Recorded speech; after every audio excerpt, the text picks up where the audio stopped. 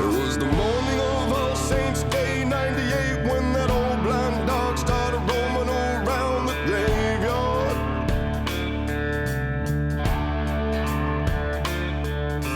Wouldn't have bothered me so much, worry not walking on his hind legs and smoking cigars. Recite my lineage and genealogy, you've got to know your history, son of Virginia. Welcome to the social-engineer.org podcast number 88. Isn't that beautiful? Oh, we had a pause. We all were waiting. There's no silence, no rude Yes, interruption. there was a lack of Bruce Hornsby because Dave is not here right now. Did you tell Dave that it was actually a half hour later? Maybe. Dave's not here, man. Dave's not here, but let's see who we have. We have our official crusher of souls, Ping Look. Ping. I am here. We have the sultry Asian, Michelle.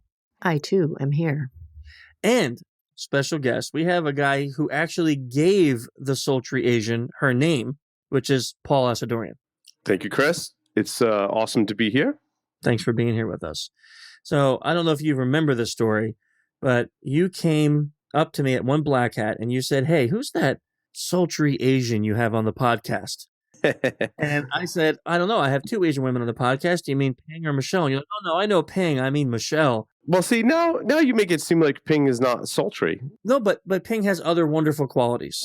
I am cold-hearted and not tender. In addition to being sultry, she is also the crusher of souls. Yes. I mean, Michelle is not the crusher of souls. She's the sultry Asian. So I came back to class laughing my butt off, and I told Michelle, "Hey, guess what? Some guy, Paul, came up to me in the lunchroom, and he's like, 'Hey, called you the sultry Asian.'"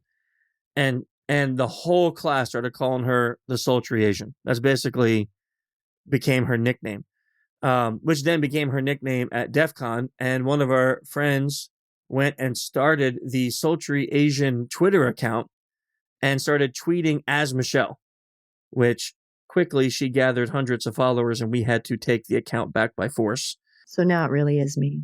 And now it really is her. So thank you, Paul. Thank you for that. I now have a social media life, all due to you. A Twitter parody account is the sincerest form of flattery. Something like that.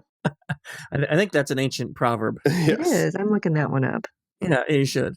So, okay, before we get started on our content, what are we talking about, Michelle? What do we have? What do we have going on in the world of SE? Oh, well, one would think since we're at the end of the year that things would be slowing down, but I think not.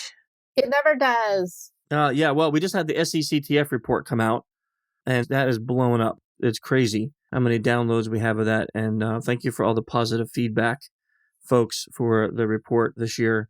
And we had our webinar, which is now online. You can check that out on the social-engineer.org site. We put the video up there. You could see Michelle and all of her sultriness. She trooped through it, guys and gals. She came and she was sick. The poor woman was dying from a flu. And she still sat there on camera for the whole, almost 2 hours on that webinar. Looking sultry. I actually went into a fugue state. I don't remember a whole lot of the podcast, so I'm hoping that I didn't do anything inappropriate. If so, I apologize. You did, but we cut it out of the video. Inappropes. Yeah. Only the people that were there live saw the inappropriateness. We cut it out on the video. So don't worry. What you do on the internet is safe with us. Wait. Once it's posted, it's there forever. Oh, is that the way it works? I thought maybe we could save her from embarrassment on the internet. No? Nope. Nope. Okay, so let's see. We have a bunch of other stuff going on. It's the end of the year. By the time this podcast comes out, guess what? We're into December, and I've already probably come back from the UK. So there's no sense in even teasing people about how awesome the class in the UK was in December, right? We probably shouldn't do that. No, are you going to tell how awesome it is that the end of the year and you had a fantastic year and that next year will be even more fantastic? I hope that to be the truth because this year was so amazing. Not sure if we can top it next year, but we will certainly try. By the time this comes out, we will be nearing the end of 2016, and I thought it just started. So I actually am a little bit confused about how quick time has gone. But you've given yourself time, an extra year, as a matter of fact. Yeah, that's true. Yeah, I guess the older you get, the quicker it goes, right? Today where's Dave, by the way? We need to have Dave. None of us are the keeper of Dave. Paul? Wasn't my turn to watch him. I thought it was your turn, Ping. I thought this month it was your job to make sure. Well, if Dave were mine, I would have left him out in the doghouse, chained with food and water out of reach, like Tantalus in hell. I think that should be a new hashtag. If Dave were mine. And he probably would have drowned in the deluge that has hit Seattle in the last 8 weeks. Oh, have you guys got a lot of rain? True, it has been a bit misty here. Tad. Just a tad. But I thought it was Paul's turn to watch him because, it was an odd number month. I know, but we never give the new guys the job of watching Dave because it's a lot of work. Except Paul's not new to Dave. That's true. Okay, well, while we're waiting for Dave and while we're waiting for our other special guest, which we won't announce in case, something happened, he doesn't make it, and then we disappoint the whole world. Let's talk about our 2017 training schedule. Do you have it memorized, Michelle? I do not, but I can look up the website and I can see here a trip to Florida in my future. I was going to say just one. You have about 18 coming up in a month. But wait, Michelle doesn't like the sun. It's true. Michelle might not like the sun, but she is a very loyal employee. She comes to Florida to help me train 2 courses back to back. We're doing our Advanced Practical Social Engineering course February 6th through 10 in beautiful, sunny Orlando. And I feel bad I was bringing this one up because it's sold out already, but then we're doing the master's level course in March, but it's already full booked and totally overflowing. Are you going to offer it again? Yeah, we did it once last year. It was so good. We did it again this year. I can't do more than one a year. So you won't be offering it again in 2017. So folks, anyone who missed out better get on a wait list if you ever have hopes. Otherwise, it's going to be another, it looks like not 365 days, but more like 420 before you can register and get a seat and go. It's hard, Peng. This class is, we set up an actual office, with real people, and we do a live pen test. You're telling me it's hard. That's really cool, actually. It was amazing last year. We have live people that come in that don't know they're part of a pen test, and they run an office for me for the week. We hand out fake mustaches as disguises. So let me get this straight. First, you torture Michelle. That's every day, though. Right. But no, it is every day, 24/7, 365, or 366 if it's a leap year.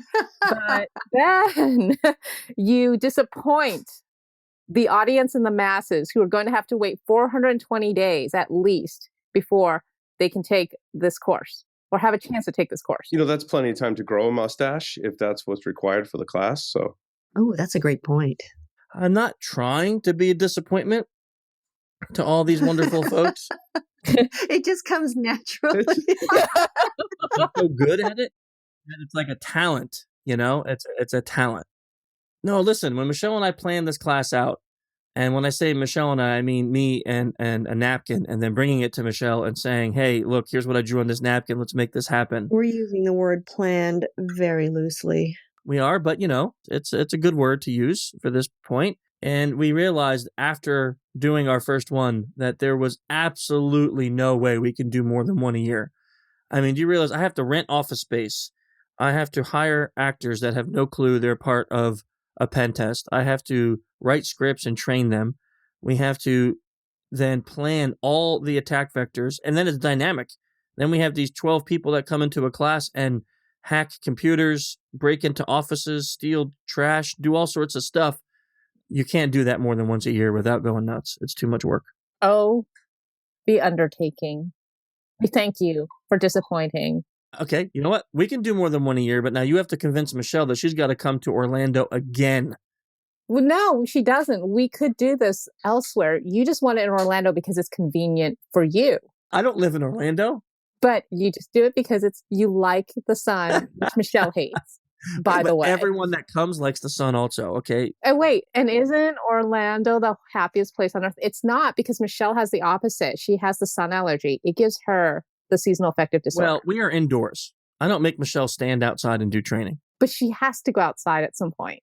Not really. I'm actually doing the training in the hotel that I'm putting Michelle up in. So She doesn't have to leave. She can like crawl out of bed, roll down the stairs into the training room. Which is basically what I do. But isn't this great? I don't even have to defend myself. Ping's here and she's doing it all for me. I am here. I have her back. Well, moving on. There is a class that's not sold out that you can take, which is the APSE class in February 6 through 10 in Orlando. And there's one in June 5 through 9 in Bristol, UK. What about Black Hat? Well, Black Hat, I never announced because I'm never sure if I'm going to get in. Like if I announce it before I'm told yes, it sounds a little arrogant. So I never say, hey, we want to be in Black Hat. So if our application is accepted, then we will have our class at Black Hat this year. Oh, so I think everyone needs to monitor the Black Hat website because that class pretty much sells out in about 2 weeks, by the way. It did last 2 years, man. And then I got begged to have more people and we're like, we just can't do it. See, I'm nice to Michelle. That's why, because when we had like 30 people that one year, it was very stressful. Very stressful. See, so I'm nice. For Michelle or for you? For both of us. Paul, don't you teach a class at Black Hat too? I think I may to ask Chris if I can teach for him. It sounds like he needs more instructors. And Paul likes it, so he wouldn't even. I wouldn't need defense for him. And I love Orlando. I love the sun. It's great. You see, Paul is every bit as sultry as I am. Promise. he does have a sultry voice. He does. I will say that. But you do teach one at Black Hat, don't you, Paul? I have taught a couple of different classes at Black Hat in years past. With my current endeavors, doing any kind of in-depth training is not currently in the planning, but I am working with an organization that I might do some training with. I'm not quite ready to announce that yet, but it's pretty I was about exciting. to say, you sound so mysterious, Paul. Can you tell us about what you're up to? I was like, my current endeavors. I'm like, what does this mean? Well, I left Tenable Network Security in February of this year, and I'm doing Security Weekly pretty much full time. We've actually, in 2017, we'll have 3 full-time employees, which is awesome. They'll be working here in Rhode Island. John Strand and I are running offensive countermeasures, selling security software. So that's what I do now. Wow. I love John. That guy's great. I couldn't pick a better partner. And sometimes I talk to John more than I think I talk to my wife. So Do not say that. You're saying that now on the internet. You have to say it's not right and that I should spend more time speaking to my significant other. yeah, she doesn't really want to talk to me at this point anyway. We don't get a chance that we have 3 children. So the actual time that we do get to converse is very limited just by the nature of having 3 children. We're usually interrupted by someone needing something. So like John Strand. John. Yes. Usually that's when John calls. Yeah. I'm like, I gotta go talk to John. So John's the buffer. Yes. Awesome. So, Paul, I'm not sure if we actually like formally I know we said you were here, and then I blamed you for giving Michelle her name, but I'm not sure if we actually formally introduced you. Yeah, I don't think the world knows actually who Paul is. Paul could have any random last name. I don't know about the world. I mean, some people in the security community might know me, but that's about it. Okay, well, that is the world to us. That's the world to us, yeah. It's relatively flat, so we think that that's the world. Okay, so everyone, it's Paul Asadorian. You may know him from his podcasts. You may know him from Tenable, but no longer because he's not there. So now you may know him as John Strand's best friend. That's it. But there's just so much more. Yeah, it's interesting. We actually grew the Security Weekly into an entire network of shows. Yeah, how did you do that? I don't know. There's really no magic formula. Did Paul do all the work? No, I have a great team that does most of the work. I just show up and act like an idiot with my friends, and we call that a podcast. So we decided to create more of those. So we have Paul Security Weekly, which is the 11-year running show, which has the normal cast of characters. Actually, John Strand and I created Enterprise Security Weekly, where we're talking about enterprise security solutions and product announcements and enterprise security topics. I mentioned the news show, I think, before we started recording. We do Hack Naked News, which is a short news show. And then Michael Santarcangelo and I do Startup Security Weekly, where we talk about the world of startups as it relates to security. So you turned podcasting into a full-time job. He's a puppet. No, he admitted he's the puppet. He just shows up. That's why he can do so much. That's right. But still, full-time job. I'm trying to focus where I just do content. So that's the goal for 2017, where I focus much of my time on the content for all of our shows. So, Chris, this is the secret. You have to just become the puppet and let the others run the show. That's perfectly fine with me. I mean, I feel that I am when Dave is here. In a different way. In a different way, yeah. I feel that way. I mean, Dave just like takes over the podcast and plays Bruce Hornsby. And now, Chris, you sound a little lonely. You sound a little sad. Bereft. I am a little sad this week. I am. And lonely. So thank you for noticing. I appreciate that. You're the only one who's noticed. So thank you. That's because she knows you best. Well, you have the three of us here. Should I go lay on my couch and treat you like my shrink? You could. Tell me about your mother. That's all about my mother. So how can I leave her out? Before we get too deep into my scary psychology, we did have a plan today. We did. Michelle and I were talking about trying to put together a podcast where we just take some people in the security industry and see if we could forecast what next year will look like. Sadly, I think it's going to be gloomy and dark, and we're going to hope that most of our forecasts are not real. Should we do an experiment and each one of us should dial somebody we have on our Rolodex and see who comes on to the show? Ooh, well, now that's interesting. We could do an experiment. You want to get other security professionals on the show at will without any preparation? Yeah, but that could be very dangerous. Before I had a staff, we used to call that Security Weekly. Oh, so Paul's done this already. Yeah, I've done that fire drill. Yeah, it's been done. So we're not unique, Ping. I know what we could do. Uh-oh. We could call people who are not in the security industry and ask them what they think will happen. Go outside the echo chamber. We could do that. There may be, a person or two that we can think of. Or we can continue on. It's completely up to you folks. This is your podcast. Well, I'm being a puppet now. I'm letting you, decide how we go forward. See, this is the problem. Paul has already indicated that if we do the call our BFFs up, right, our other security peers, it's basically the Security Weekly, which then we can't do because this is the social engineering podcast. And we don't want to be copycats. Right. So I think we need to muster forward with what we have. And I think what we have is amazing. We have the sultry Asian, the crusher of souls, and Paul, no last name. Yeah. But Paul, doesn't Paul have a handle? No. I had to change my handle when I changed the name of the podcast. Oh, no. You did, really? Yeah, well, it was due to a trademark dispute. Really? Oh, no. Yeah. Snap. Wow. That's ridiculous. Thankfully, that's behind us. So looking forward, that's behind us. We're going to go forward. Let's go forward. Hey, can we talk about laptops? I know it sounds weird. Oh, no, it doesn't sound weird. I know where you're going. Yeah. Most of us saw the Apple announcement and like the abomination that is MacBooks now. Like, where is my escape key? There's no way I could have a laptop without an escape key. I don't even understand. I don't understand Apple.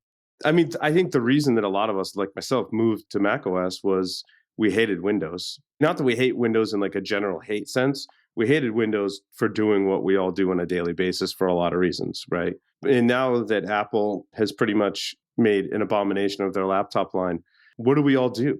Buy up as many of the old machines as you can. You can't. Yeah, Apple does that. They pull them right off the market. I know, but you got to find... Oh, you can find them, but they're already like a year and a half old. Didn't they pull them down from their site within minutes of making their announcement? You'd have to find them secondhand. You can do what I did, and the jury's still out as to whether or not this was smart, whether or not it's going to work out. But I bought a Linux laptop, which is kind of interesting. My laptop was 3 years old, and looking ahead into 2017, as I said, I have a staff now that does my audio and video editing, which greatly eases the complexity of me choosing a laptop platform because I don't need any audio editing or video editing software that I have to rely on a daily basis now. So I'll give the company a plug because they've been nice to me. Even though they made a mistake, they made up for it. It's System 76. I've learned that a lot of us in the community actually have been purchasing systems from them. And I'm all Linux now. I've mentioned because I'm really excited. Like I left work yesterday with my Linux laptop and I was like, giggity, I have a Linux laptop. This is so awesome. Like I've always wanted to get to this point. I feel like it's never been the right time until now, which is why I think in 2017, I see a lot more people getting on the Linux laptop bandwagon. But the problem is for the mainstream everyday consumer, that's not a reality. Yeah, I think it is more of a reality because we have Google Chrome. And I found that when my laptop was Linux, I'm like, wow, I need like a Twitter client. Oh, Chrome has a plugin for that. I need an instant messaging thing. Chrome has a plugin for that. Chrome has plugins for a lot of things. And I think that's why Google's been largely successful with their Chromebooks, because essentially if you're using the G Suite or Gmail and you have Chrome, I mean, that's much of what your average everyday person does on the internet. So What flavor of Linux are you on? I'm on Ubuntu 16.10, which is the latest and greatest release. Largely, it's been going really well, although I did plug a mouse into it earlier today and it wasn't recognized, which brings back some of my fears of having a Linux laptop with hardware compatibility. But the Wi-Fi, works great, and all the hardware in the laptop is made to work with Linux. So, and what's interesting, right before we started recording, actually, I weighed my MacBook Air, 13-inch MacBook Air, and my System 76, it's a 14-inch laptop. And they were essentially like the same way. I think the MacBook Air was 4 pounds and 3.7 ounces. And the new one was like 4 pounds and 3.8 ounces or something like that. I didn't just weigh the laptop, my MacBook Air. I weighed the power adapter too. And I weighed the like 4 or 5 or 6 dongles that I had to carry with me when I have it. I don't have to carry those dongles anymore because I have a VGA port, HDMI, and Ethernet on board on my new laptop, and it's all essentially the same weight. So here we're an all Mac shop. Like we all have Mac Pros. My desktop's Mac. Everything's Mac, right? And when they came out with that announcement, I actually needed to buy 2 machines because we had some new employees and some older machines we were upgrading. And I was so disappointed. I'm like, we can't buy those Macs. We can't. That's the most ridiculous machine I've ever seen a company that pretends to be a business company put out. So we actually bought 2 Dell machines that have Windows on them. Now, we were talking about going Linux. The problem I had with Linux is from a business standpoint, running things like Microsoft Office or other business applications that some of my people need to run, like especially like our chief report writer. Linux just wasn't good for that. Yeah, I mean, you don't have a local Office suite. Largely, I've converted to Google Docs and Google Slides for most of what I do and most of my team. And we're not publishing documents. We publish podcasts, not documents, right? Most of the documents we have are just internal documentation and training type materials. So for us, that was really easy. I do still have a Mac desktop that has the Office suite on it. But yeah, I can see that be somewhat of a limiting factor if you're not all in on Docs. And there are differences. Like there are things you just can't do in Google Docs or Sheets or whatever that you can do with the regular Office suite. So that move, we bought these 2 Dell machines. They weigh the same as our MacBook Pros. And like you said, less dongles because they have like 4 USB. They have Thunder Lightning ports. They have built-in HDMI. They have everything that you need in a laptop. The only problem is it's Windows 10. But, the team seems to be okay with the OS so far. I think this ties into our topic in an extent because I think there's such a mass upheaval of people who love Apple that are now leaving and going to other OSs like Windows. Because, Windows is notorious for having like a decent OS, but then their next version of it is totally horrible. It's just not. It's vulnerable and there's some kind of like massive OD in it. I wonder how that kind of mass exodus will affect the security posture from a normal business perspective. Well, there's a great tie into security on both the enterprise front and the personal front too, is we largely now are more reliant on the cloud and software as a service. And that makes like your transition to a Linux laptop much easier. Most of my applications that I need to run my business or even produce the content are in the cloud now or software as a service, right? And I see businesses going through the same transition, both hosting their infrastructure and taking advantage of lots of software as a service applications to run the business. So, Paul, do you not have any concerns just from a business owner perspective in terms of cloud-based storage and transmission issues? Cloud security, right? Like, what's your concern with that? Got to have cloud security concerns. Yeah, there's still work to be done to make sure that we can have the same level of security in the cloud as we do in our own infrastructures. However, on the flip side of that, there are a lot of businesses that I speak with, and I'm very gentle. And when I speak to them about this issue, that I'm like, kind of like, the cloud can be more secure for you than you could make your own local systems with the staff that you have. And I think that technology has come a long way in terms of having your own virtual private cloud, encrypting the transmissions, to be able to provide that level of security. And there's a lot more security offerings in the cloud. I mean, we cover vendors all the time on Enterprise Security Weekly. They're doing amazing things with cloud security.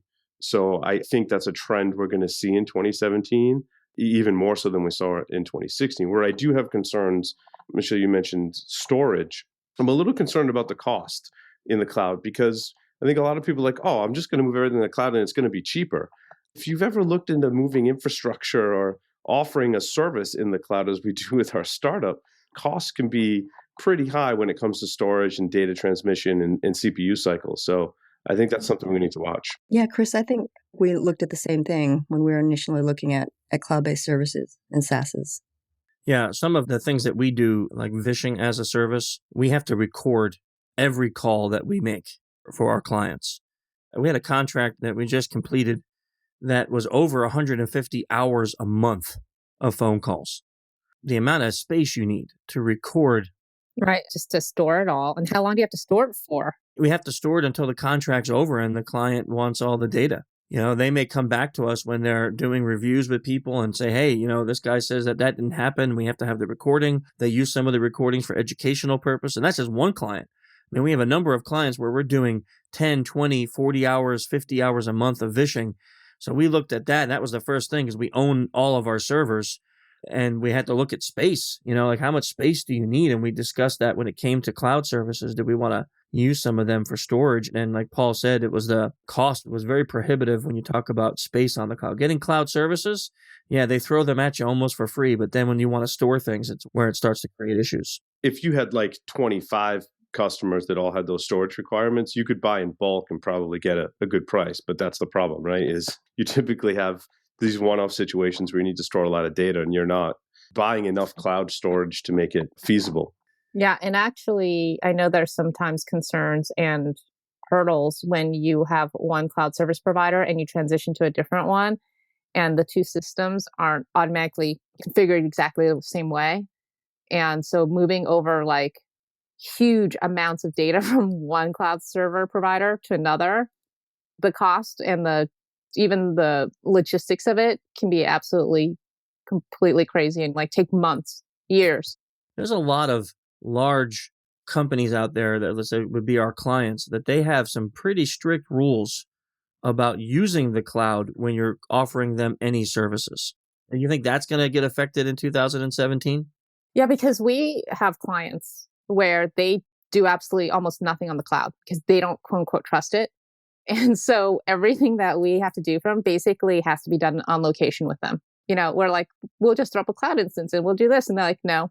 How about you, Paul? What do you see in that? Well, I think where we're heading is there are customers like that. And we're starting to see kind of the middle ground where, from a software perspective, right, we're providing a software and maybe some services. And we say, look, our service and software is X percentage cheaper in the cloud. And then they're like, oh, well, some organizations like, well, if you told us exactly how you were securing your cloud instance and access to the cloud and met these certain guidelines, then we can use your service in the cloud. So I think that's where it's going to come down to, especially moving into next year. You're going to see more cloud adoption, but you're going to see a more formalized process where if an organization is purchasing a service, they're going to say, yeah, we'll use it in the cloud, but you have to meet this minimum standard of security and data security and encryption, and processes have to be in place to make sure that our data is in fact secure in the cloud. Yeah, and that could be hard to prove if you don't own it, right? To prove how secure the data is up in the cloud.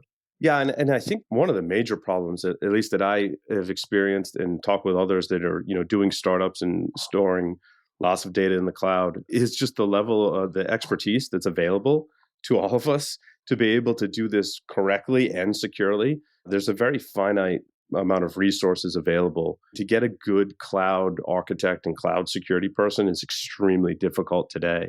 And I think there'll be more confidence in the cloud once there's more resources available to all of the startups and businesses that are looking to deliver services from the cloud.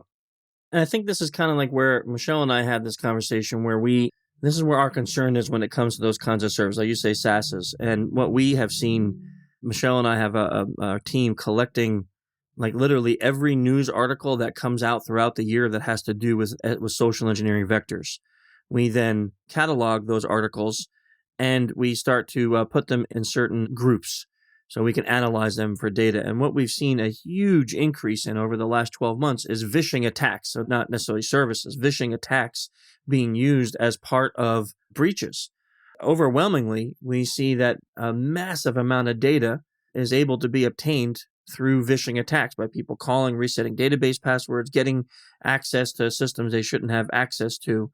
And I think that presents a struggle for larger companies who are looking at cloud-based services saying, yeah, okay, all my data's up there. And yeah, maybe you have this amazing set of encryption protocols and my data is secured both in and out. There's no one that's going to man in the middle of this. You're not going to hack in. Your perimeter security is amazing, but 2 or 3 phone calls and now someone has access to all of my data. How do you guys feel about those type of attacks as we move into 2017? Well, I think flogging your users that succumb to those attacks could be a valid strategy. Flogging is a great strategy. I agree. We haven't tried that, Michelle. I'm on board for that. Because they can't move, they can't work. That's right. I see people that work in organizations that are looking into basically authentication and cloud services. It's a combination of things. So if you have cloud services, I recommend that you have some type of 2-factor authentication that really maybe doesn't involve, SMS, because that can be an insecure vector, but does a true 2-factor authentication, implement some kind of password policy. But then the concept that I think is really catching on to organizations to really help their users be a little more usable in this process, as well as more secure, is coupling that with single sign-on. So yeah, it's kind of hard to log in. Like I got to jump through a couple of hoops, but when I do, I have access to all the applications. And then you couple that with some management so that if I detect that a user is doing something abnormal or bad, I can turn their access off entirely all in one shot. It just made me sort of think in terms of management. The thing that we see, the thing that Chris and I see in our work is this idea of reporting and it being so difficult in a lot of companies. On your end, you've got technical solutions and things that they should be doing and implementing on that very technical level. But also what happens when inevitably somebody clicks on a fish or somebody gives out information over the phone. If you make it really hard for people to report, if I have to send an email and then make a phone call and then maybe do something else and check in somewhere, if it really becomes a burden, or if it's not even stressed, I clicked on something and I just don't want anyone to know. The reporting angle is every bit as critical as setting up good infrastructure and good 2-factor authentication and just good technology and policy. I think that's where we see a lot of our clients fall down, is that even though they're doing training and even though they've got good infrastructure, they don't make it easy for their folks to say, ooh, I made a mistake. Yeah. And honestly, Michelle, I agree with you. They also don't provide any feedback. It just goes into a black hole, right? Like you get the automated service desk or IT help desk response, right? It's an automated response, but there's no report like, we're going to investigate this. Right. You just get the thank you for sending this in. Then I think people get frustrated, right? They're like, these people keep calling me, right? I don't know what to do about it other than block on my phone. And because companies don't actually, I think, oftentimes properly track the reporting of incidents. Absolutely. Yeah, it's funny. A lot of organizations come to me and they say, well, I want the briefing on what's the latest technology in incident response. And I'm like, that's great. But really, incident response is about communication. What I heard Ping and Michelle talking about was communication's kind of broken in all sorts of directions. Until you fix that, you're not going to have a really good incident response program. It has to always be a 2-way communication. If a user reports something, they need useful feedback to come back to them. They need to go look someplace in a central location to understand if an incident's going on and what the latest status is. The business has to be briefed. I think communication is one of the toughest things to do in an incident response program. And I think the struggle that we hear from a lot of our clients that maybe don't have a very robust IR team is how hard it is to set it up. Mm. We actually work with some clients who have a very small IR team. Then they start taking things like phishing and vishing and other breaches pretty seriously, and they want to grow the team, and it's hard for them to do it, to move people into that department or set it up. The team is really everyone, and I think that's one of the number one challenges we face when we set up an IR program. And I hear this from all kinds of organizations in different maturity levels in incident response. And they say, well, the major problem that they have is everyone thinks that an incident is security's problem. Like, oh, there was a security incident. Oh, there was phishing. Well, that's security's problem. No, that's everyone's problem. Everyone has to participate, from the data owners, the end users, the systems administrators, management, the help desk. Everyone has to participate in that process. And it's really difficult when you first set out to go create an incident response program. You have to sit everyone down and say, look, there may be a case where like everyone needs to stop what they're doing and do something to coordinate a response to this incident. And until you've got buy-in from everyone in the organization, your incident response program is going to be very limited. Like one of the things I don't want to do is I don't want to just like sit there and say, it's going to get worse. I mean, but it probably is, right, in 2017. But what kind of vectors do you think we're going to see more of as we go into the new year? I don't think there's going to be anything new. I just think everything's becoming so increasingly sophisticated. It's really starting to get difficult to actually discern a real phishing attack from a fake one. I mean, one that's a legitimate email from a full-on phishing attack, because everything is getting completely sophisticated. The grammar's right, the logo's correct, the links seem to, appear correct, right? Because they all go to spoofed websites. And everything's automated too. How many people are getting automated phishing calls with the hopes that someone picks up and then calls some weird data center in some other country and gives up their information? I agree. Somebody from our team, didn't they just get an automated phishing call? Yes. They said they were from Microsoft, I believe. Right. Yeah. Oh, were they calling from the Microsoft malware center and your machine has been infected? I think it was something like that. Yeah. But actually, I think what's interesting is there's an uptick in machine learning, right? In terms of having people analyze the huge amounts of information that they're receiving to help them analyze and identify what is a legitimate or fake phishing email. And I'm sure they could probably extend it out to phishing as well. Yeah, there's actually work being done on that right now. Different vendors, I'll remain vendor neutral, but actually applied that machine learning to detect phishing emails. And I know one vendor in particular is getting ready to release that out to the public. The interesting thing about machine learning is vendors are using it in their marketing as like, we do machine learning and artificial intelligence. And as we all know, there's no like true silver bullet. And we do a similar thing in offensive countermeasures, right? We're enabling people to find the bad things that are happening in their network. We take a slightly different approach. And I read this great article, and I can't remember who wrote it, but basically they made the analogy to playing chess. So I think it was Garry Kasparov, right? At one time was the number one chess player in the world. And he played the computer, Watson at IBM, and he lost. What a lot of people don't know is there were subsequent attempts by various teams to be able to beat that computer. And the teams that were the most successful had three things. They had people of varying skill levels. They weren't the best chess players in the world, but they had really good chess players. They had a computer to help them basically battle the computer, and they had a solid process. And they found when they combined skilled people with a computer with a solid process, they could beat any computer at chess at any time. And I think that's a really great analogy to security. And what we need to enable in our various IT departments is there's not one technology or one process, right? It's those combination of those three things that's going to really help us protect our networks. Is machine learning really any different than automation? Or is this just a new word for automation? Well, I think automation is applied at various levels, right? Like I can write a tiny little shell script and automate something. What a lot of the vendors are doing today, they're getting VC funding for a year or two. They're taking some really smart mathematicians and PhDs, and they're tackling specific problems that ultimately their goal is that they'll be able to help us with security. And there's varying degrees of success. In some areas, like endpoint protection, for example, there's 40 plus vendors that are trying to do very similar things. When we look at the SIM space, that's being carved up into 4 or 5 or more different sub areas. But essentially, it's the same strategy. And I think it'll be interesting to see like which vendors emerge as the ones actually able to solve some of these problems. And when we talk about phishing, it's very targeted at especially the UBA, user behavior analytics space.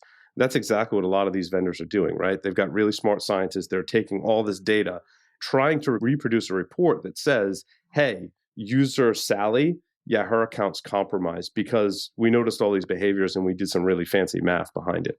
One of the things that Michelle and I we worked with a group of researchers that were trying to use machine learning to learn how to catch people on phishing calls. We had given them scrubbed phone calls that we made that were successful compromises.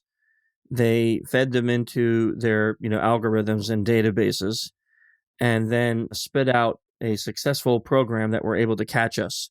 But then we went and we did one or two alterations to our quote unquote script, and that changed everything.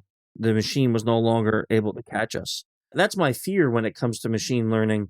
The machine is learning based on previous subsets of data. But if you look back, let's just jump back like 4, 5, 6 years ago in the phishing realm, it was not uncommon to see misspelled words, bad English, poor grammar, bad punctuation. And now those things rarely exist. English is perfect. Grammar is great. Everything's branded and looks real. I don't know if machine learning is at the point where it learns progressively or if it just learns on previous example.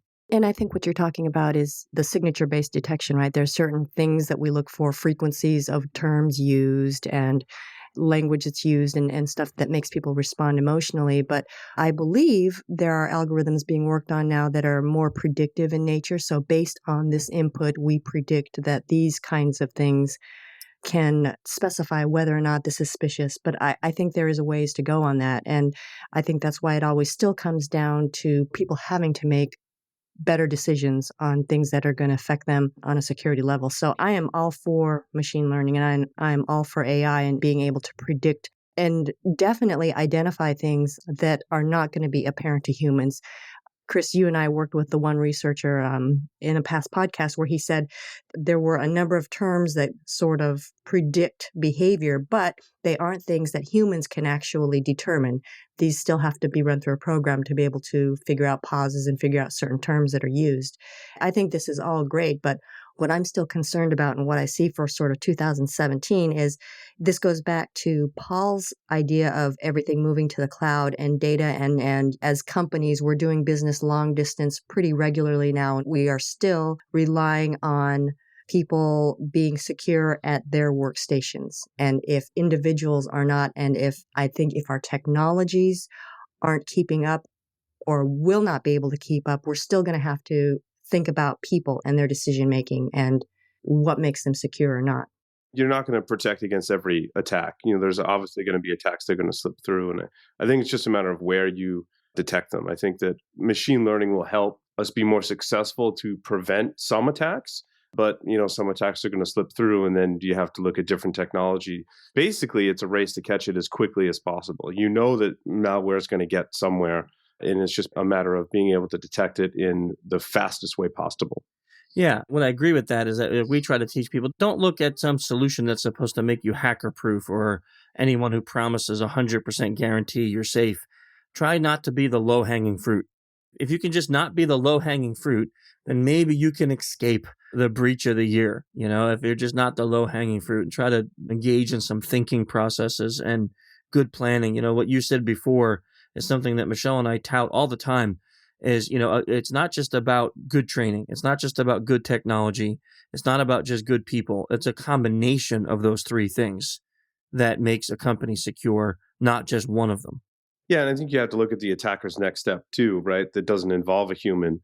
In fact, I've talked about a story where banks in Taiwan and Thailand succumbed to a phishing attack. And the end result was a lot of their ATMs got malware on them, and the malware tricked the ATM into just spitting out all the cash where people were just waiting there to collect it. So to prevent like the loss of money, there's a lot of other things in our security process that we can do above and beyond just making sure someone doesn't click on something. That's a good point too. Like after the click, I know we're focused in our company just on SE stuff, but it's a good point. Like after the click, our focus is always, do you report it properly? Because that reporting piece is even more important than the not clicking, right? Because of what you just said. It's like, so you click, but you don't report it. Well, then what's the effect afterward? And in that case, it was malware that spit out money from the ATMs. The click was maybe the least important part of it. Of course, if you can keep everyone from clicking, that'd be one solution, but that's not reality. Yeah, I mean, that's why you see 40 plus vendors in endpoint protection. And, they're kind of split. A lot of them do analysis locally on the system. A lot of them take a bunch of data about the processes in the system and put them up in the cloud and do machine learning on that to determine if there's malware. You have a lot of options to choose from as far as who will be the leaders. I think that's still yet to be determined, but there's actually a lot of really cool endpoint protection products out there today. Of course, they all come with their caveats. That's, if you have 20,000 workstations, getting a piece of software on every single one of them that doesn't interrupt anything or cause any weird problems is a challenge. Yeah, I'd say. So for 2017, Chris, do you have any sort of predictions or things that you think we should be looking for, things that are of concern to you personally? Yeah, actually, I do. I think IoT devices are going to be the new attacker hotness, to use Ping's term. The old new hotness. Yeah, The old new hotness. But IoT for social engineering. Well, I'm not even thinking SE. I'm just thinking like, I went to buy a refrigerator. All I wanted was a refrigerator. I had to look for one that didn't connect to the internet. Because now refrigerators, you put your milk in a certain spot and it weighs it when you put it in, and it will tell you when it's near empty and text or email me a grocery list when I'm no longer within range of the refrigerator. Does this one have a camera so that when you're at the store, you can look inside your refrigerator and see what you have in there? I didn't see that. If that was there, that's as creepy as heck. Yeah, and this thing's connected to the internet. Coffee pots that connect to the internet. They have that device. I don't know if you saw this as an abomination. As anyone who likes to cook, this is an abomination. It's one of these all-in-one cooking oven things. Like, you put ingredients in this giant canister, and then you tell it the recipe you want, and it chops it, prepares it, cooks it, bakes it, whatever. And it's connected to the internet. I actually want one. What is it? No. Because that sounds awesome. No, it doesn't. But here's the thing, and I think as we talk about this, we're all like, wow, that's pretty cool. I want one. And my fear moving into 2017 is that not only are people going to want these devices, that they're actually going to buy them, right? Like Chris, you said, you went to the store and you almost had to search for something that wasn't connected to the internet when you bought a refrigerator. I think this is going to become the norm. I think in the same technological advances that we've seen with electricity and gas and furnaces and all the wonderful technology you have in your home and your businesses, I think these Internet of Things, as we're deeming them today, it's going to be there. When you buy a home or you run a business, you're going to have these things already installed. Just like when you buy a house, it comes with electricity and light switches. And I think years down the road, maybe you're going to buy a house and it's going to become completely voice activated. You're not going to even need light switches. Until we solve the security problem, that is a very, very scary notion to think about. That's like that horrible show, Monster Inside of Me, where it's on one of the public learning channels, I think, where it's like they pick up some weird amoeba or some worm and they don't even realize that they picked it up, and then they get a fever, they go to hospital, on death's bed, and it's so horrible. That's like Monster House. I was actually thinking about Judge Dredd, the old Sylvester Stallone version of the movie. Do you guys remember? It was exactly as you described, Paul. You walk in, you ask for lights come on, all kinds of things. You can do dating in a holographic image, which, in retrospect, none of this is looking too far into the future at this point. Well, I walk in, I just bought 3 of the Amazon Echo Dots. So now I can control my house with my voice. And I think that's one thing that we're going to see more of in 2017. We've already seen Google come out with a device. Amazon has been basically leading the market due to integrations in getting these devices out there. I think this Christmas, you're going to see a ton more of the Amazon Alexa devices in all of these homes. And that's because the interface, now that it's your voice, is going to enable you to seamlessly use all of these Internet of Things. My Dots eventually connect to my Sonos, so I can just do voice commands to play music. I can control my lights now with my voice. And when I think about it, like my in-laws would come to my house and they're like, I don't know how to use anything. But when you show them the voice commands, they're like, oh, now I can control everything in Paul's house. So I think that's going to further the push into these Internet of Things. And I think Bruce and I was right today the manufacturers don't care about security because it doesn't really impact them. The end users don't really care about security as of today because it doesn't really impact them. When people break into your webcam and use it to launch a DDoS attack, my webcam still works. I don't notice anything wrong with that. And their big push now to Congress is we need regulation. We need not even guidelines and standards. They're saying we need regulation. We need a new government body to be created to be able to regulate the Internet of Things. And Congress is pushing back, going, no, we're not going to give you regulation. We're not going to create a new, government body to regulate these things. We've done that in the past. It hasn't worked. For every one that we create, 3 are wiped away. So it leaves us in this kind of limbo right now where there's going to be a lot of bad security things that happen. And until either the manufacturers or the end user are impacted by the lack of security in these devices, we're not going to see any improvements in security. There was a coffee pot and a pen test that we did that had domain admin rights on the network. Yeah, that was bad. A coffee pot. They needed to be able to make coffee on their phone app before they got to work. And it was on an old version of Linux that had multiple vulnerabilities, and it had all rights on the network. Right. So the era of convenience, right? We give up security for convenience. Yeah. People think that's pretty innocuous, but I have a friend that just listed his place available for rent or purchase in LA. And he's like, I have a great real estate agent. And I went to look at his place online, right? The listing. And it's got aerial shots, right, from a drone, and then an entire 3D walkthrough. Just think about this 3D walkthrough sitting on the web for how long. He and I joked like, well, glad that you're not living there anymore because everyone knows exactly where every door is, where every window is, and whether or not you have an alarm system because, as you're spinning around the room, you can see there's the panel, right, for the alarm. And who the alarm system is from. Right. So the next person who inherits that house and every person after, all that stuff is online. And if you want to break into his multi-million-dollar place in the Hollywood Hills, be our guest. Convenience. No one thought about whether plugging the coffee pot into the network. No one thought, hey, maybe we should just check the rights on this thing. And then even though they didn't do that, no one also thought about, hey, this big interface on our network now, we should probably change it from admin as the username and password. We should probably change that to something more secure. But that's the same thing with the router, right? Didn't most routers have like the default password, like password 123? Nobody changes them. And they still do. The Mirai botnet is evidence of that. It was like over 300 or 400,000 devices were infected.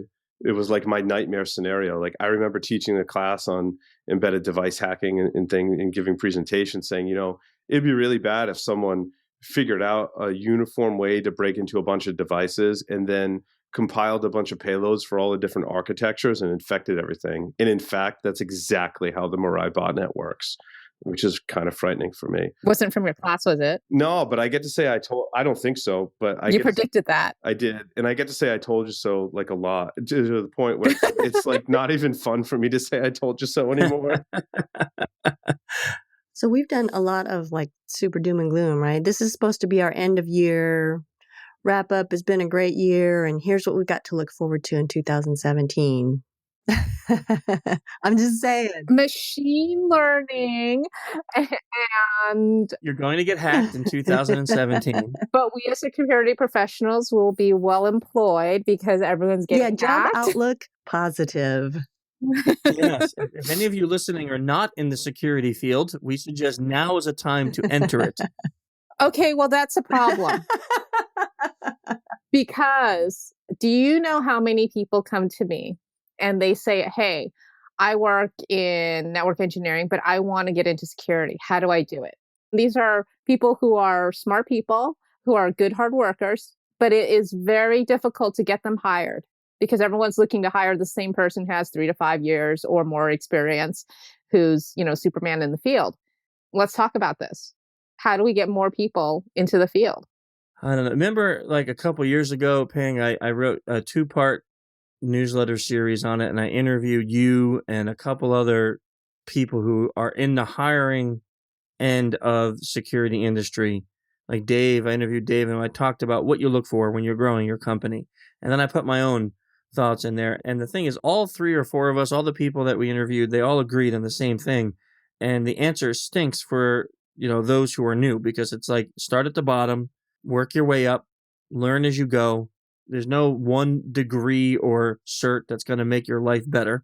It's interesting that you say that, Chris. I'm actually working on a new talk. I've given it once at a local meeting. And speaking of 2017, I'll be giving it, hopefully, if it gets accepted, at multiple places next year. And the talk is titled, Everything I Need to Know About Security I Learned from Watching Kung Fu Movies. And there's an entire section of the talk basically dedicated to teaching and learning. So the relationship you have with your teacher and the learning process. And I draw parallels between learning martial arts or Kung Fu and learning in our field. And I talk a lot about what you just said, as well as a lot of other things in terms of getting people into the field, how to get a mentor, what training resources are available, what qualities to look for if you want to, get into security. That's hard, isn't it? Like Michelle and I are just discussing this today. Our company has grown. We have a lot of people and we need to mentor them. And there's a lot of time and effort and energy. And you're mostly a remote workforce now. Remote workforce. And even though we could do it over the internet, it means finding someone who is probably very busy in the industry because they're good or they've made their name being good at what they do. And now they have to find the time to mentor someone to help them get into the industry. That's a hard sell. But I think that's an incredibly important point, especially in terms of soft skills and problem-solving skills.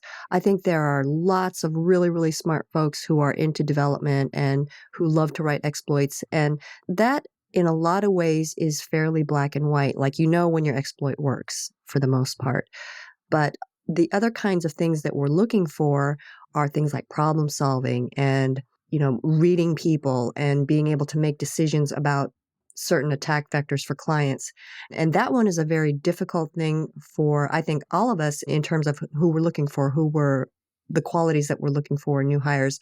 I would so much rather meet someone that's a potential new hire that is sort of temperamentally inclined for this kind of work and then teach them the skills, because I think teaching them sort of the hard skills is really the easy part, as opposed to trying to teach someone, here's how you notice when someone is uncomfortable.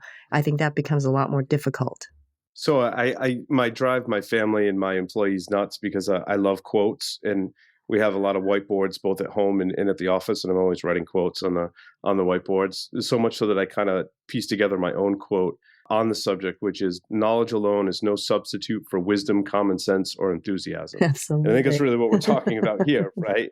I'd rather have someone also, passionate over just having the knowledge. So wait, how are we going to get more people into the field? Well, Paul has the answer. It's a hard answer, right? I mean, Paul's answer is exactly what we need. And it is mentorship, because Michelle can back me up on this. I at least once to 3 times a week on average, I get an email from some kid in college who's going for his master's in this or his bachelor's in that, and he wants to know what else he can take so he can become a social engineer when he graduates. And I tell him I don't know how to answer that question because I don't have a college degree. I don't know what to tell you to take. When I hire someone, the last 11 people that I've hired, I've never said, what's your degree in? I didn't care. And maybe that makes me odd, but I didn't care. But what Paul said is exactly the point. It's taking people and teaching them how to be in this industry. And then you mix that with what Michelle said. And I wish Michelle had said this, 5 years ago when we started hiring people. I believe I did. Oh, don't stab her. It's not as if it's her fault. No, I'm not saying it's her fault. It was such an intelligently wise statement. It would have been great to have 5 years ago. It's like, hey, isn't it better in our industry? And I'm not sure if every pen testing or every security industry is the same or every business. But for us, the soft skills that you can't teach are things like focus, critical thinking, observation. I could teach you how to be a fisher. I could teach you how to fish. But if you have those skills, that's going to make you really valuable. So instead of looking for someone that has all of these massive qualifications when it comes to being a hacker, looking for someone that has the soft set of skills that will make them a good social engineer and teach them the other pieces. I agree 100% with what everyone has said. I think for my part, I think employers, people who are looking to hire people, whether it's for more of a hardcore technical, like pen testing or software development, auditing, whatever, they need to scale back their expectations and be realistic in the way they write job descriptions. How many of us have seen job descriptions out there, which is be the god of all hackers? Yeah, I basically don't qualify for any jobs. So if they want to hire more people, in my opinion, they need to be realistic and be very narrow. And actually, I think I've worked with Chris on this. When he writes a job description, you can't have everything. Think about what their important role is, right? No, you haven't worked with me on it. I just pay you to write them now. Okay, but it's part of the process. I'm mentoring you because we have deep discussions about this. And then I also know you're short in time. So I then say, this is what you've told me, right? And I distill it, right? That's my job. My job is to distill it. Oh yeah, our job descriptions are so much better now. They're beautiful. Before you were, I need the god of all hackers. I need you to be a master at this and that. And now, yeah. So I think we need more security mentorship programs. By all means, if anyone knows of any mentorship programs, please tell me about them. I could only really think of two. One is from SANS, and it's kind of not really what we're after, but they do have a mentor program which allows people to teach other people about security and materials in a localized setting, which is great. So you can get a mentor and both become a mentor. I think we need, more of both, more people willing to be mentored and more people willing to be security mentors. There's the Security Mentors Project, which I know I heard about a few years ago. I think that's rolled into B-Sides.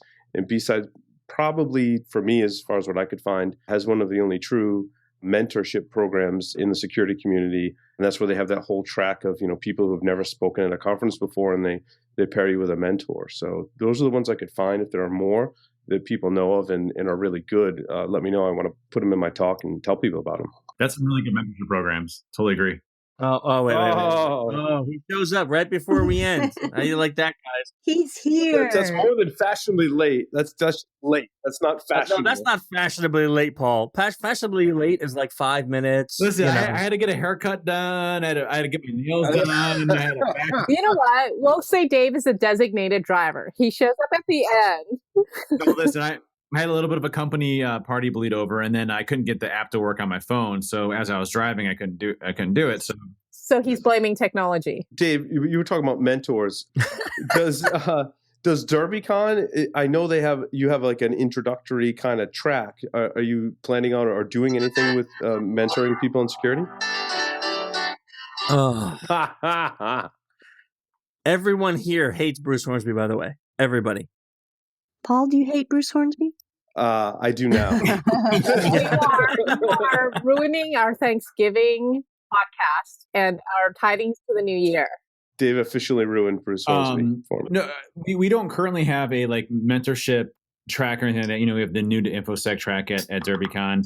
I go to different high schools around our local Ohio area try to do once or twice a month, talk about getting into InfoSec and what that means. And then we started an internship program at TrustedSec that you can apply for. And we need to do a better job of making it more public. But, basically, going in and we basically have a mentorship program inside of TrustedSec to help you kind of go out throughout your career and stuff like that. But, we're definitely getting better each year, I hope. Yeah, we were chatting about needing more good people in this industry and then how to get them. And I don't know, you might get the same thing, Dave, but I get constant flow of emails every week of young people asking me what they should take in college to become a professional social engineer. But it's not just college. It's people who've been in the technology field and they want to enter into security field. You want to see something? Hard transition. It is. I agree. I mean, that's some of the basic questions I get, hey, how do I even get started in this field? And we have such a gap in people, even newcomers coming into the industry, that we can't fill positions fast enough. So I think we as an industry need to get better at what are the requirements. I always say, hey, there's certain things that I would look for in a person that I'd be hiring, and here's the things that I would look for, type of thing. But that differs from everybody else. So I think we should all probably come together to figure out how the best way is to mentor somebody through or have them go through and get their career in InfoSec. Future podcast idea. I agree.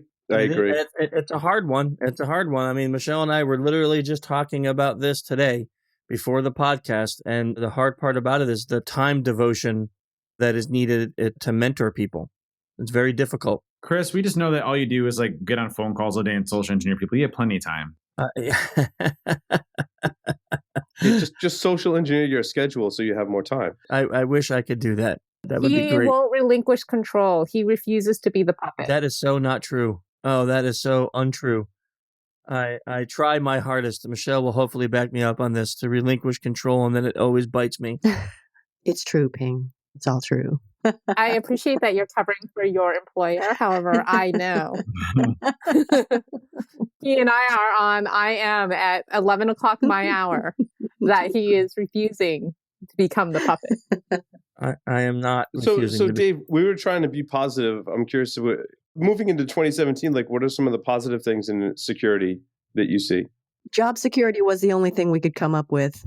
You all know me. I'm very much an optimist versus the glass half empty type of person. And I honestly think that we are moving into a better direction when it comes to security. I mean, even over the past year, we've seen customers get better at defending against some of the basic attacks, which is what we've been preaching for 10 plus years. Now, we need a lot more work to do, but I honestly think that security is positioned now to be successful because people actually take it seriously. Now, there's still hurdles, there's still political battles, there's all these other things, but I honestly have a very optimistic view on security moving forward. And I think it's just going to be an awesome industry. And I think we have some of the most brilliant people in place in this industry really working forward and moving things forward that we didn't have before 10 years ago, or at least wouldn't be heard 10 years ago. So, and I think you see like even the news organizations are tapping people. I'm not saying me in any way, shape, or form, but other folks that I respect in the industry, I think that have a great career. So that, the media is trying to get better at what they produce. I think, executives are trying to get better at what they produce. And I do more board meetings now than I ever have in the past. So I actually have a very optimistic view on security. I think that we're going to continue to get better, and it's going to be a never-ending battle. But I mean, I definitely look at it as a positive of where we've been in the past to where we're coming today. So let's do this. Everyone provide one security resolution for 2017. Your participation is overwhelming. I will try not to say I told you so when I talk about IoT. I'll try. I promise to be a better mentor to people, to work with kids, to work with people within my own company. Sometimes I get too busy with doing things. So I promise to be a better mentor in this industry. Dang it, Dave. You stole mine. Sorry. I think that's a really good point. I've been asking my kids and my nieces and nephews who are in elementary school or junior high, I'm like, do you know what Linux is? And they're like, no. I'm like, did you learn anything about computer programming? I'm like, while loops, if statement. They're like, no. And that's really disappointing for me. So I guess my serious one is I want to help that problem and bring more of the engineering and general awareness of even just technology, let alone security, into the youth of today. I love it. Of course, Chris hasn't said anything at all. I've been saying stuff the whole podcast, and I just feel like I'm I'm looping. But I think it's I'm stealing part of yours, Dave. I'm going to start. Mine is I'm mentoring people inside my company. I'm mentoring people inside my company. Hang on, let me take care of this. There we are. Okay, Dave is now muted. So I think that's what I'm going to do next year. Is we're gonna create a team of people. Oh, man. That was my dog. Sorry. That's my dog. That's not a recording? No, that was actually his real dog. I'd be worried if that was one of your children. We were doing so good. It was a good podcast, a good serious podcast. Paul. Yes. Every podcast we ask our guests for a book that they can recommend. It doesn't have to be about the topic at hand. It could be any book that you read. A lot of our listeners love to read. I'll go with a really cliche classic. It was one that I read, and is a funny story. I was leaving my job at Tenable to come do this full time, and I wanted to learn about sales and how to motivate an organization. And my wife saw the title of the book, and she's like, "Wait, you mean you don't know how to do all that yet?" I'm like, "No, I'm going to figure out as I go. It'll be fine." She's like, "Now I'm really worried," and that's How to Win Friends and Influence People by Dale Carnegie. Was just a great book. No matter what you do, no matter what role that you're in, I think there's a lot of good lessons in that book. And it's a classic. I mean, a lot of people have probably read it. If you have, I encourage you to go back and read it. It's something that is a book that you can pick up a couple of times every few years or whatever, and really learn a lot about how to communicate with people, really. What I actually like about that book is that it's pretty dated, but the material, it still works. Thank you for that. And now if people want to find out more about you, they want to learn about what you're doing, your programs you're in, where can they go to find out more about your work and you? Well, if they hack into my new Amazon Echo devices, they can listen to everything that I say in my home and probably learn way more about me than it possibly could ever imagine. And a glimpse into my chaotic life would be quite interesting with 3 kids and 3 dogs at home. There's a lot of yelling. So that's one. That's one, hacking into your Echo. Or you can just go to securityweekly.com and listen to me drone on about security and startups and security news. Awesome. Dave came in. Now he's abandoning us for his podcast that doesn't even exist. It's off. We're rebooting. We're rebooting right now, right? We're in the middle of off the internet. And you go to listen to it. It's like, oh, I'm sorry. All the episodes are gone. I know. Well, we're rebooting. We're doing a different format now. So can you please bear with me while I try to run 2 businesses and DerbyCon and get on this podcast from my mobile phone when I'm driving home from a company party? Oh, wait, Ping, where are you with the boohoo? And how come you're not crushing him? And how come it only happens to me? Because Dave came on late and I didn't want to be disruptive when we were having a very serious, good podcast. He was being the disruptive one with his music. So I will let it go. My resolution will be to be kinder to Dave in the following year. Wow. What about me? You heard it here. You all heard it here, folks. I love this. I love this. I'm glad I joined at the last minute. Well, I didn't specify for how long. Or specifically when. She did say kinder, not kind. There's a difference. I wouldn't expect 100%. I mean, we're not all perfect, but Ping's pretty close to it, but I sense he's trying to social engineer me. I don't even know what to do with this podcast. I don't even know. Well, this was a lot of fun, I got to say. I honestly, to the audience, I definitely apologize for not making it. I really didn't intend to be here. Fortunately, circumstances of life and mobile phones not being compatible with Zencaster that Chris decided to pick at the last minute. And so, Chris, does everybody get to give their book recommendations and stuff? Or hey, yeah, let's do that. I like that plan. Michelle, why don't you give us your book recommendation? Oh, okay. For like a work-related book, I would highly recommend anything by Richard Thaler. He's a behavioral economist. His latest one is Misbehaving. I loved it. I'm not an econ person, but he made it very sort of layperson to me, and he's really, really a fun reader and writes a lot about good decision-making. For personal book, I would say my all-time favorite is Khalil Gibron, The Prophet. His last name is Gibran. Old book of prose. So I just finished reading a book called The Subtle Art of Not Giving a F by Mark Manson. It was a very, very good book. I mean, it's just a very short read. It's a very easy read, but I think a lot of people get very caught up in a lot of things that they just don't need to be caught up with, and they stop focusing. So it kind of, for myself, it just was a good reminder of what's really important. You focus on the things and you prioritize those things. And I just also finished another book called The Hidden Life of Trees. And it's actually is about trees and how they may or may not communicate. Again, kind of is something that I can kind of extrapolate to like humans. Like, are we communicating or are we not communicating? And how we as groups can help one another, just as trees and groups and animals and groups can help one another. Those are my 2 most recent books. I read a lot. Yeah, you do read a lot. But there's a lot of other things that I could recommend. But those are the 2 that stand out in my mind, maybe because those are my most recent reads, but also because, again, communicate as much as you can and as openly and as honestly as you can. Awesome. Thank you for that. Great little book recommendations we have this podcast. And what about you, Chris? Emotional Intelligence by Daniel Goleman. I think I talked about that on other podcasts. That book was essential for me in writing my second book and his research. I really enjoy the things that he talks about there when it comes to emotional intelligence. And he makes a lot of interesting statements in regards to how emotional intelligence should be focused on more than even like our IQ or other types of intelligence tests, because it really is the factors that makes us able to communicate with other people. And then Presence by Amy Cuddy. That book, I just love that book and her story. Everything about her is just amazing. So those are the 2 that I would definitely recommend for right now. So we did it without Dave. No Dave book. Dave would probably recommend Metasploit book that he wrote or something. And that would be okay. Something by Elmo or something. Something by Elmo. Something like the Life of Bruce Hornsby by Elmo or something like that,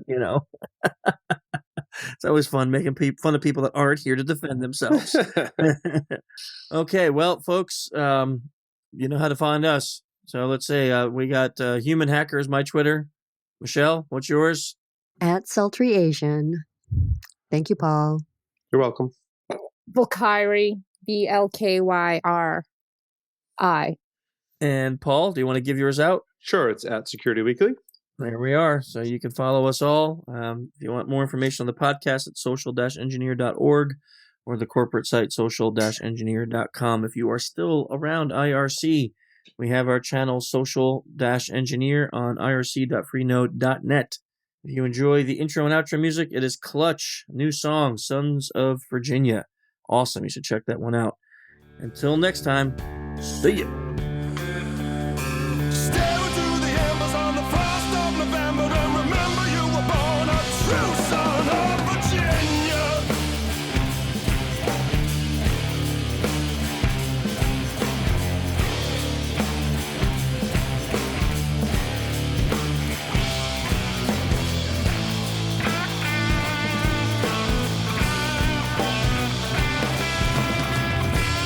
I was drowned to the ground as my world broke asunder.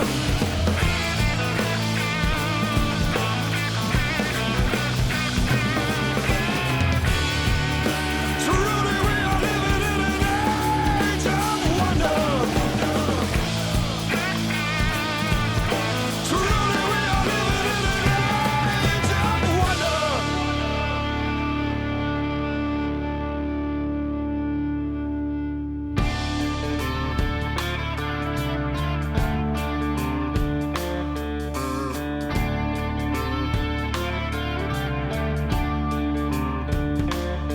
It was the morning of All Saints Day '98 when that old blind dog started calling.